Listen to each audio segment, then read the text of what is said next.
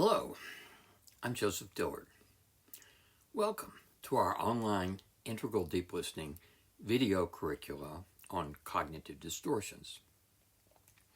This one's on blame. Somebody's always to blame. It couldn't be me, could it?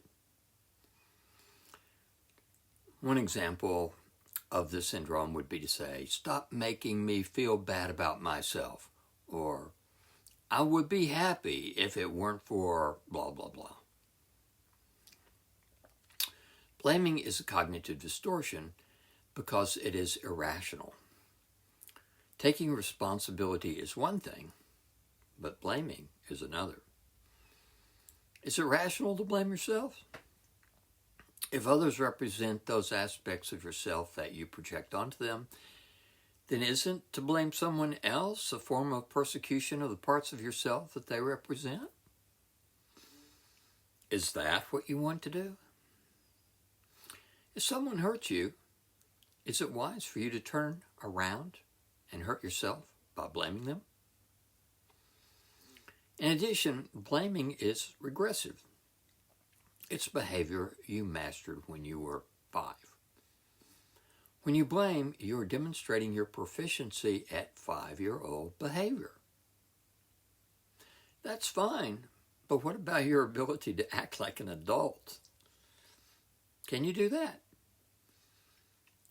It's easy to be mature, competent, friendly, and responsible when people are nice to us and when things are going well. But what about those times when people treat us badly and we are under pressure? Character is defined by how you and I act at such times, not by who we are when everything is either wonderful or cruising along on automatic. When you blame, you give somebody or something power over how you feel and what you can and cannot do. It's their fault. Therefore, you are claiming you are powerless in the face of God's will, the government's power of your boss's policies. Is that smart? Is that rational? If you blame others or yourself during your waking life, this routinely boomerangs into characters or events persecuting you in your dreams.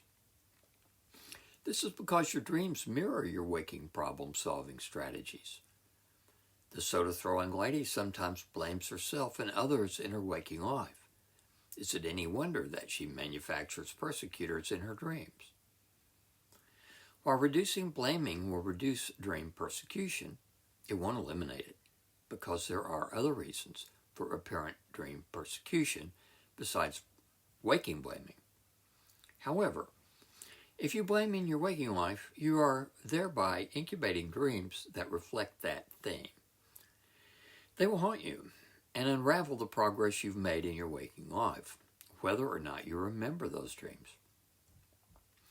While blaming others and yourself may feel justified and useful to you, you will pay the price tonight when you go to sleep. Blaming is another cognitive distortion that tends to be neutralized by near-death and mystical experiences. Because of the experience of unconditional compassion, love, and acceptance that is common with these experiences, blame is often replaced by a deep sense of forgiveness.